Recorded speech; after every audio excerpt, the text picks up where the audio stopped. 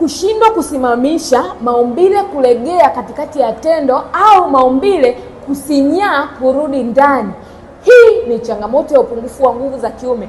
Au ni wewe mwanaume ambaye unapata changamoto wakati wa kumwaga ukiwa kwenye tendo la ndoa, au wakati umemaliza kumwaga unapata usingizi mzito sana, au ni wewe mwanaume ambaye umepoteza kabisa hamu za kushiriki tendo la ndoa, lakini pia ni wewe mwanaume ambaye unamwaga mbegu ambazo sio bora, ni dhaifu, haziwezi kumpa mwanamke ujauzito, au ni wewe mwanaume ambaye haujawahi kufika kileleni hata siku moja. Huwa unasimuliwa tu na wenzako kwamba jamani, hivi wanafikaje kileleni?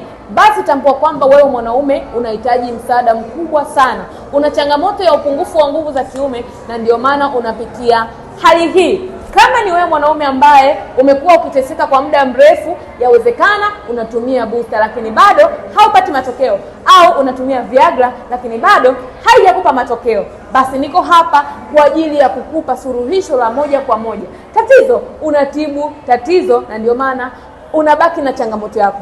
Ukiwa unapitia hali hii, hakikisha unatibu kuanzia chanzo cha tatizo, na tatizo lenyewe ndipo unaweza kusimama imara. Mwanaume lijali huwa anajali afya yake. Mwanaume, usisubiri kupoteza kujiamini, usisubiri kuharibika mahusiano yako au ndoa yako ndipo uweze kujua kwamba tayari taa imewaka. Sasa nina suluhisho la kukusaidia wewe mwanaume ambaye una changamoto ya upungufu wa nguvu za kiume moja kwa moja.